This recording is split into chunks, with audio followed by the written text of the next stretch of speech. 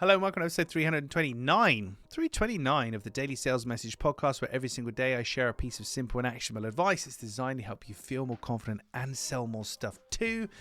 In today's episode, I'm talking about the North Star of selling, the one principle, the one sentence, the one thought that you have to have that will help you navigate pretty much any selling situation, particularly if you're a little bit nervous, a little bit unsure about what to do and what to say and how to behave.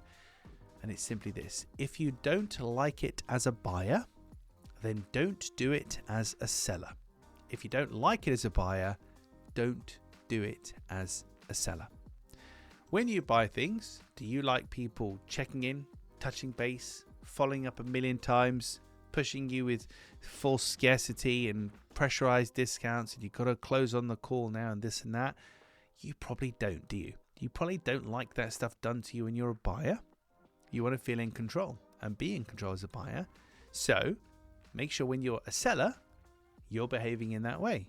I meet so many people, with all due respect to them, that when they're selling stuff, they pressurize people, they check in, they touch base, they do this, they do that, they assume intent, etc., etc. All the things that they don't like done to them when they're buying. And it's really interesting. And then they wonder why they don't feel confident and congruent and relaxed in a selling situation.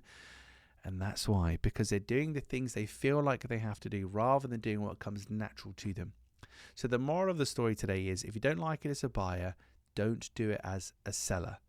Catch yourself. If you're sending the millionth follow-up email to somebody with a single question mark in it, or you're trying to just checking in, touching base, have any thoughts, all this kind of stuff, or just pressurizing people, if you can close on the deal today, we can do it, etc. If you're doing things that you wouldn't like done to you as a buyer, you should probably stop doing them as a seller, because that's affecting your confidence and it's affecting your kind of connection with your buyer and your presence in the conversation. Don't do it. If you don't like it as a buyer, don't do it as a seller. Got all deep then, didn't we? Right, that's it for this episode. Tomorrow in episode 330, discounting is to be used for this particular thing. I don't think it's to be used for this other thing. I've got a real strong opinion on this. You're probably going to disagree with me, but I've got an opinion on where discounting should be used or could be used. I'm not a big fan of discounting anyway, but here's where it could be used. We'll cover that in tomorrow's episode. In the meantime, if you haven't already, hop on over to LinkedIn, connect with me there. James Newell, Clear Sales Message. Shoot me a DM.